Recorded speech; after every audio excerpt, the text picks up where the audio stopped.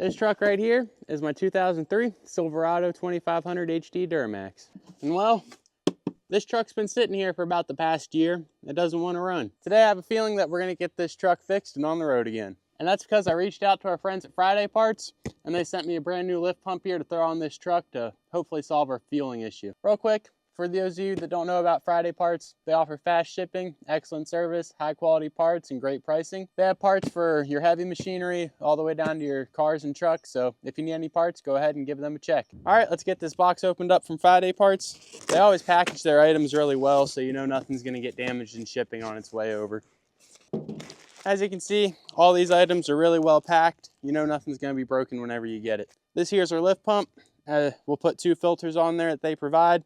And this is what's going to start supplying fuel to our primary filter up front, and then that sends it to the injection pump. Okay, so the first thing we're going to do is run all of our wires. All right, now we're going to hook up our electrical connections.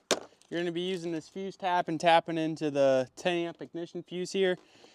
And then your other 2 wires we're going to be hooking up to the battery, positive and negative.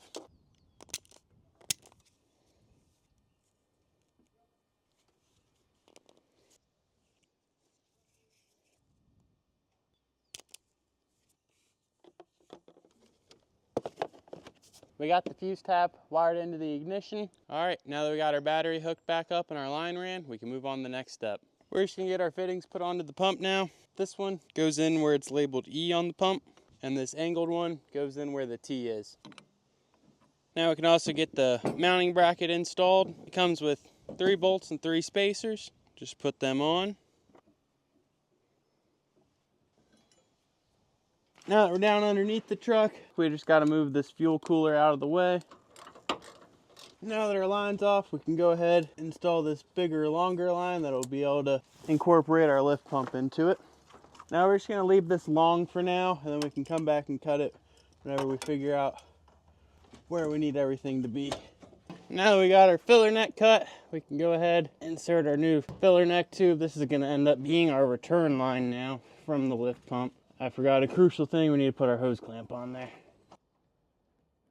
Now we're going to be getting the mounting bracket on. It goes right in this bed bolt here next to the filler neck. It's just 1 bolt, and it comes with a little rubber grommet to put on behind it, keep it from vibrating so much.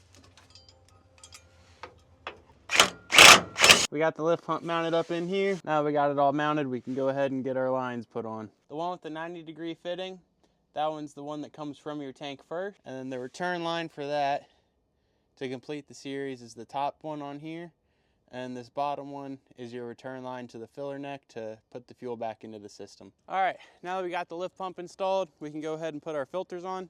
Now we're going to want to make sure to pre-fill these before we put them on. All right, now that we got the filters on, we can go ahead, plug in the wiring harness, and then we'll see if the truck fires up. All right, ready to see if it starts. Oh yeah, we're rolling again. That'll be it for this video. Again, huge thank you to Friday Parts for sending out this lift pump for me to put on my truck. I'm happy to see that it's running again, and I'll be able to put a lot more miles on her.